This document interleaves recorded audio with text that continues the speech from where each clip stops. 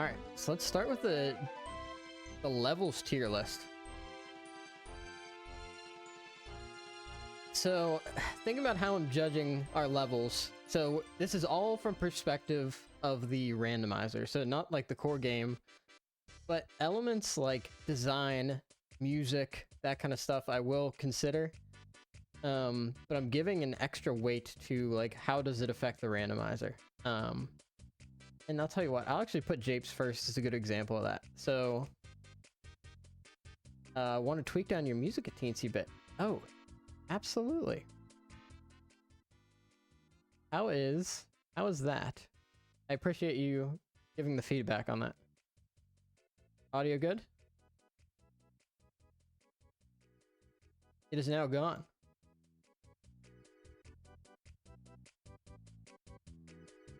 Happy medium? Perfect. That's what I'm talking about. I haven't found a good way to test audio on OBS. And that's definitely something I'm gonna need to figure it out. I'm gonna start here with Japes actually, so I can kind of explain what I mean. So I'm putting Japes in a solid A tier. What are the important factors here? Well, one, how excited am I to see it early? Because if I see a level early in single level order, whatever it is, I'm probably going to spend more time there, and I'm happier to see it. So I would want to see levels I like more earlier in a randomizer. I think Japes hits a very nice note there, particularly because so much of it is open and in a nice tight loop. When you go into Japes, you go through the beginning area, you go through the peanut tunnel, and the hillside is just wide open for you. You get to go through the top, you get the arena for free. You get to peek a lot of stuff, and it's stuff that's hidden behind Coconut, which is, that's like it's a specific check. You've got the Funky Shop right there, so you get access to a couple checks there. And then you get the free Diddy item and the cage item, which are 2 for 1 and for free. A place with a lot of density is something I'm definitely a fan of. And Japes has density in a couple places. The Chunky Underground, which is like a pretty common Chunky theme. The Hillside. Those are the 2 biggest places, but they're pretty significant. As well as the, honestly, the Peanut Tunnel is pretty good. And so is the Hive Tunnel. A lot of nice dense checks means I can burn through Jungle Japes relatively fast, and it's not super locked behind stuff. You need Feather for the Hive area, and you need Coconut for a lot of the hillside checks. But there's like... And you need a lot of peanuts for Japes. That's really interesting. But overall, there's a lot you can do here very quickly without needing a lot of stuff. But I think there's a few weaknesses. One, you kind of have to go out of your way for a lot of the bananas in the trees. Tiny's banana is a little bit annoying because those bananas are all on the logs. 2, the boss doors are in kind of awkward places. If you don't have vines, they're kind of hard to get to, and that's not great. 3, you need peanuts for like everything. It's kind of weird. I think I had one more gripe about it. It could be more complex and more interesting. I will say the theme for it's a total banger. It goes into like a couple different phases, which are all fun and pretty interesting. You get a little bit of brass in there, some drums. It's a good time.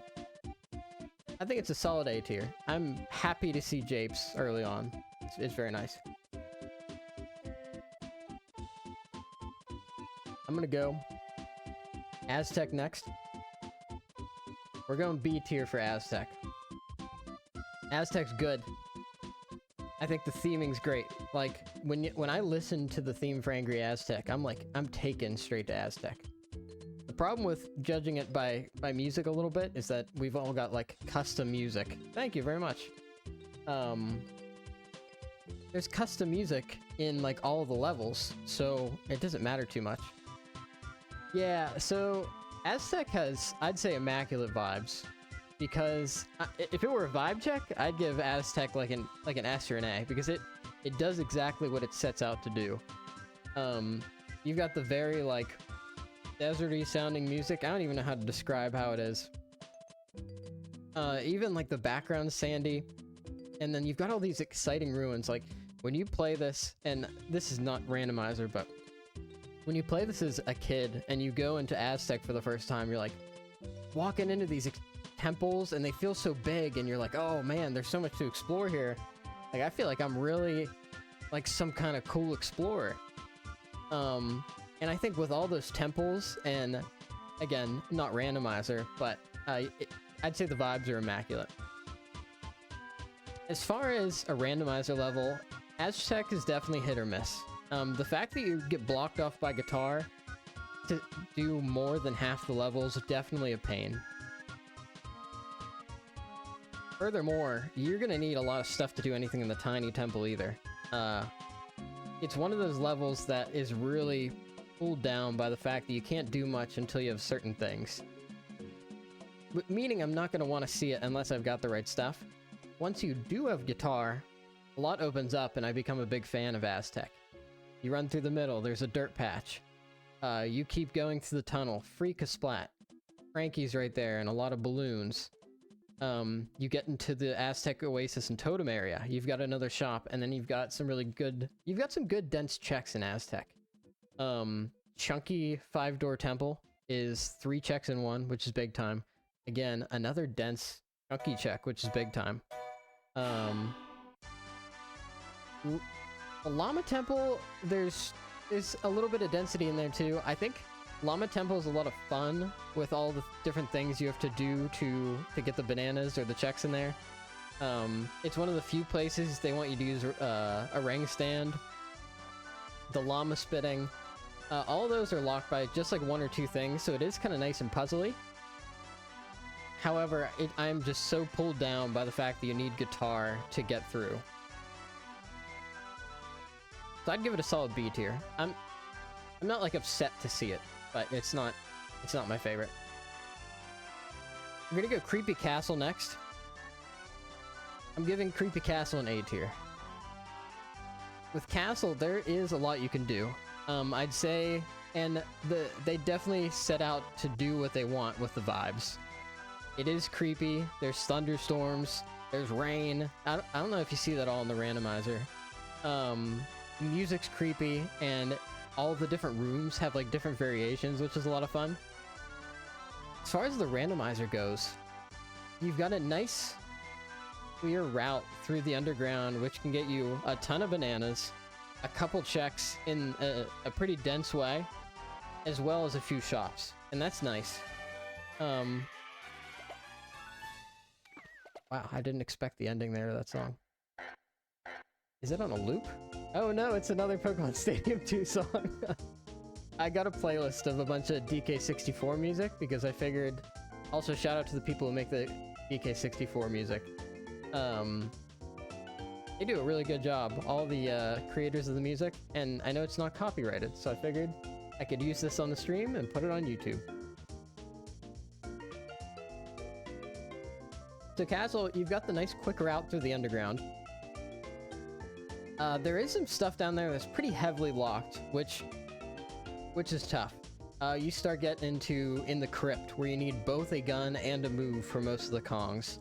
I think every single one of the Kongs, except Tiny doesn't need Feather. I guess logically, she does, because you're not supposed to be able to tag anywhere in there, in logic. The dungeon, you can usually do the DK check, but like Diddy Dungeon and Lanky Dungeon, you still need multiple things, so I take some points off there, but it's all in very close proximity, which is nice. Once you get to the outside, you gotta dock it a few points for climbing the whole way up. Even though a lot's accessible, you're gonna have a big time sink climbing Castle. However, you got some checks there that tend to be really good. If I understand the statistics correctly, the dirt on top of Castle is like extremely likely in comparison to a lot of other things to have a check. You've got Kasplats on that climb to make it worth it. If you've got Tiny, you've got yourself a banana medal. Lanky Hedge Maze is pretty dense. You've got a shop, and I think it serves as a pretty good... I like the challenge of a little bit of platforming difficulty. That's one of the things that's going to separate a good player from a bad player, is just not falling off of castle as much. And I like that in a randomizer where there are these elements that can shake things up. You can have a player who beats a player that's better than them because they did pick the right path. But it's not all the time, and it's these elements like Creepy Castle, the difficult platforming sections in Factory that are partially what make that difference. So it's good to have those in place. I think the rooms in Castle, a little bit of a pain, but I think they're very good theming. They're fun and different. A museum, a ballroom, a library, like they're very bold and committed, and that's what Castle is. It's very committed to itself, which you have to appreciate. Alright, next we've got Crystal Caves. Crystal Caves is a toughie. I'm generally not a big fan, but there is a lot I like about it. I'm gonna go C tier for Caves. So, Caves isn't so big. It feels big, but it's not actually that big. However, it's a pain to get anywhere. Because of the river in the middle, you're constantly traversing both vertically and horizontally in ways that really slow you down. In some ways, I think that's a good mechanic because it forces you to really master your movement. If you start jumping with Diddy, tagging in the air to cancel your momentum and falling, that's a mark of a good player, and your movement throughout caves and your routing is going to... I'm making this B tier. And your routing throughout caves is really going to be a factor in how well you run your race. I'd say that's actually a strength of caves now. I'm convincing myself right now. The problem is, everything's so dang far away. You don't have that density, like, at all. And even where there is density, you need so much different stuff. It's not like in Japes, where once I have Coconut, I can open up the whole hillside and do that. No. I need, like, every instrument under the sun to do a single thing. And then, think about the checks you actually have available in the main caves area. You've got a couple Kasplats, which again are extremely far apart. You've got a blast course, the slam ice puzzle, which is unique but weird. What is Caves going for in a theme, by the way? It doesn't really have the vibes. It's like, I guess it does more in the regular one, where there's like the kocha and like the boulders falling from the ceiling, and like the music's all like tinny and cavey. But I don't know, it feels like Caves doesn't dive into the idea of a cave as much as Castle dives into the idea of a castle. What other checks? You've got the beetle race in there. Nobody likes doing the beetle race.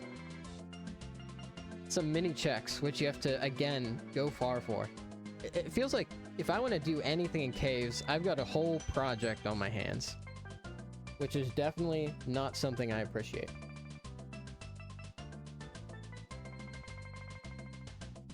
I'm gonna give it a B tier. I don't think I have too much to say there. Frantic Factory. We're going right up to S tier. Frantic Factory is the best this game has to offer. Now, the vibes are immaculate. Elite. It does exactly what it sets out to be. Here's the thing. How many places in this game actually seem to have anything to do with the plot? Gloomy Galleon? The lighthouse place? The jungle that the monkeys just hang out in? I don't think so. But in Factory, he rules up to something. He's making toys for some reason. There's hints of what's actually going on. There's some kind of story to be held. And it provides, again, this is not randomizer specific, but the track for Frantic Factory, it sounds toy-y. It starts with the wind-up toy, and then the really sharp, like, kind of, what is it, a bell, a vibraphone, something like that. It actually makes, I think, one of the best, like, creepy or Halloween songs either. And, like, Frantic Factory does a really good job of that. I'm pleased with Factory, just on an aesthetic level. Not to shut you down, Holly Jolly 21. But that is how I feel about it. Now, in terms of the randomizer, I think Factory shines even more. Production room. We've talked about the idea that a difficult platforming section to kind of separate the good from the younger players is important, because it provides some level of control over your time. Production is the hardest platforming area in the entire game, in level 3, which is kind of surprising. I think that's great, because there's only a couple checks up there. You can choose to skip it, but you may be rewarded for going up as well. There's banana medals. The whole thing is a gamble. Are you going to make it up the first time? That's just production. Overall, you've got a lot of coins in here too, which is very big. Doesn't matter which Kong you have. If I see Factory number 1 or 2, I'm going for it immediately. Probably.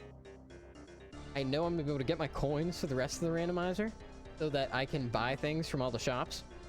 And Factory is just dumping them onto your lap. They're in the hallways. Anytime there's a pole and you're changing which floor you're on, there's like a pile of coins. I love to see it. In addition, it's a nice linear path. You don't have to do too much decision making other than, like, do I climb production? That's nice in a randomizer, because I think it gives you time to think about your, like, the path you're going on. It gives you a little bit of time to think about your hints, think about your overall plan for the seed, because you're a little bit on autopilot. If I go to forest or something, and I've got to figure out which side I want to start on, which order I want to hit the banana port pads in the main area, I don't have time to do that. But in Factory, I do. So it's nice to see. In addition, so much of the stuff in Factory is not locked behind anything, which means I can make a pretty dense trip with whoever I've got, or is skippable, depending what move you have. Forgetting R&D, because R&D is pretty locked by instruments. You can do a lot of tiny kick sliding stuff for like a rang stand. You can always skip Diddy block tower for the most part. You don't really need spring. Makes me a very big fan of Factory. Another nice bonus is the fact that this is the home of Mad Jack, the blessed boss Mad Jack. So you got to give it a point for that, even though in the randomizer you're not always going to have that as like the boss for Factory. So that's why, and spoilers, that's our only S tier, I'd say. Moving on to Forest. Forest is D tier trash. I'm gonna tell you right now. Everything in the mills. Oh my god. We are not on the same page today. So, the forest has like... Forest feels just like a forest to me. I get there's like, oh, there's big mushrooms, and it's Fungi Forest. Ta-da! That's, I don't know, that's great. It feels like I'm in a Banjo-Kazooie level. More than anywhere else in this game. Fungi Forest is like, alright, I get it. This is a rare game, and I'm playing Banjo now. There's a giant cuckoo clock tower, and I'm playing Banjo. Which is not a bad thing, like, Banjo's good, it was the era. But it doesn't feel very DK to me. The day-night cycle is not fun.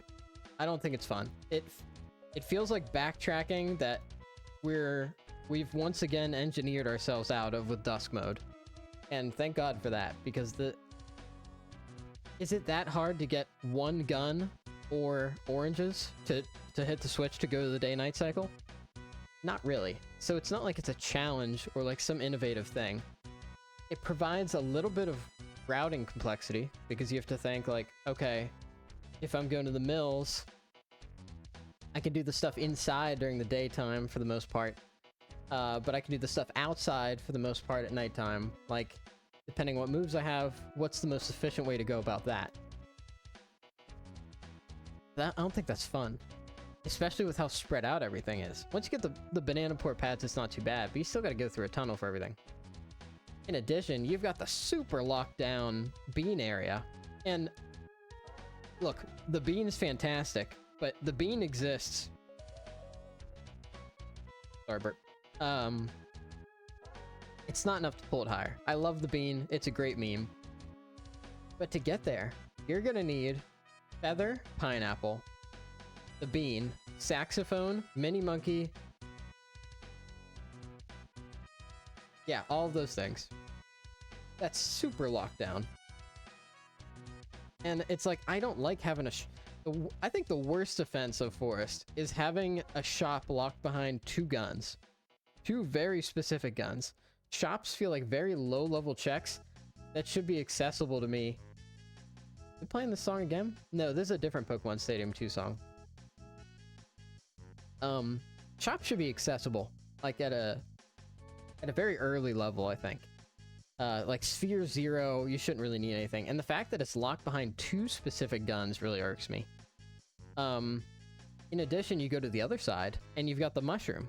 And now you've got another decision on your hands. And one of the big points here is, you've got to, when you're in Forest, your brain has to be activated the whole time. It's not like Factory, where you've got some time to really think about your route on like a long-term sense. You're so committed to your short-term decisions that you can be really thrown off your game, because you got to be like, do I climb the mushroom? Do I go to the mills first? Do I make it daytime? Do I make it nighttime? That's a lot. In addition, some of the checks here are a little bit of a pain. Chunky minecart, if it's your first time doing it, trying to figure out like the bell mechanics is annoying. It takes a while. Trying to think about some of the other checks. I will give some props to the saving the apple one and the bean. All of the checks in the bean area I think are a lot of fun, and it's a unique usage of Hunky Chunky that you don't see throughout the rest of the game for the most part, which is nice for a very cool ability that really doesn't get to shine. That's why I've got Forest at D. It's got a couple of highlights, but for the most part it's a pain in the butt. Next we're gonna go Galleon. Now I'm gonna put Galleon at C tier. Galleon's got the same problem that Aztec does. Less so, but it feels... But there's so much available that it almost seems worth it. Like Aztec, you can be pretty confident. If you don't have guitar, it's like, I probably don't want to go in. Unless like I know I can clear out the tiny temple. Galleon, you've got all of your shops available, even without diving. So now you've got an interesting decision on your hands. Do I want to go into this place and waste my time jumping and hooplawing to get to the shops because I don't have diving yet? Probably not, but maybe. There might be something there. Let me go check my hints. Oh wait, it's been 30 seconds already? Dagnabbit. The vibes in Galleon. It's certainly gloomy, but gloomy is not like an interesting vibe, I don't think. I don't think a lot of people are going for gloomy vibes. It's definitely watery. There's some nauticalness to it, but it's more like nautical nonsense. No, I'm kidding. There are some really good checks here that I like density-wise. The 2-door ship, you can check. The 2-door and the 5-door ship, you can check what is in the other areas of the ship, depending on what windows you look at, and that's a lot of fun. A little bit of continuity. There's an ad, so I'm going to take a break here for a second.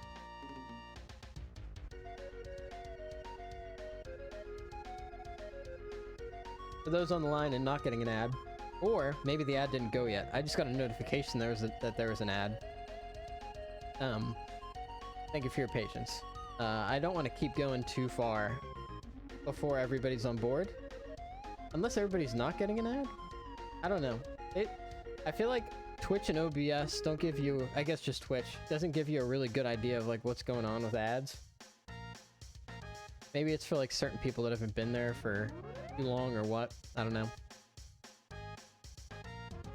I'll keep going because I don't know how many people here are subscribers, and I don't know if that ad hit. Anything else I want to say about Galleon? Treasure room, I think, is great. There are 5 things in the treasure chest, and everything is... I think it's very exciting to go in there. It is one of the best places in the game to just hop in and see, like, oh my god, what is in these clams? Someday, I'm gonna go into the treasure chest, and I'm gonna find 5 potions, or I'm gonna find 3 Kongs and 2 potions, and I can't imagine how excited I'm gonna be about that. I haven't done it yet. I found 3 potions the other day, but the treasure room is an absolute masterpiece. Shout out to the devs for doing what they did with the pearls and the mermaid and the treasure room so that the pearls are spread out and there could be all this fun stuff in the treasure room. In addition, the fact that you can skip both of the gold towers in the treasure room, and like that's good theming inside of a treasure chest, that does make Galleon a little bit more piratey and stuff like that. Actually, now that I think about it, I think Galleon is a little bit more committed to the vibes than I thought. You've got the seal, you've got the lighthouse area, you've got the... Man, the mech fish really stands out. What is the mech fish, and what are they doing there? What is their agenda? I don't know. I will say, now that I think about it, Galleon is a little bit more committed to the nautical and pirate theme than I thought, with the treasure room, with the sunken ship. They actually do a pretty good job. But I gotta hold it back. I gotta hold it back because when I see it, I'm like, gee willikers, I hope I have diving. So that's that. Hideout Helm. This is a weird one to put on here because it's like a partial level. I'm gonna give it a C and just a quick over. I've heard in the regular game, you've got to use all of the Kong's moves to progress and go like the whole way through. In theory, I think that sounds like a lot of fun and a very satisfying way to kind of end out the game. You can see the mini tunnel, you can use rocket barrel, all that kind of stuff. In terms of the randomizer, I think it's a fun challenge for your minigame skills, because that is a factor of the game. There is your platforming ability, there's your decision making, your logic solving ability. But your minigame completing ability, that's pretty big too. And giving players different ways to shine and be good is, I think, important. To be able to win at those levels that are like those early levels of play by like really pushing into your strength. Maybe you can just, you're a very technical player, you can just nail the instrument skips to skip your hideout helm room. You can nail the mini games every single time, and your movement's really crisp, and that's what gives you the edge over the people that can make decisions a little bit faster. I think that's really cool. And that also gives people the opportunity at the very top level to be masters of everything. And you can solve your hints fast, you can play your minigames fast. And Hideout Helm does its minigames better than anybody else. So I'm gonna give it a C tier. And that's the first of our tier lists. That's the levels tier list.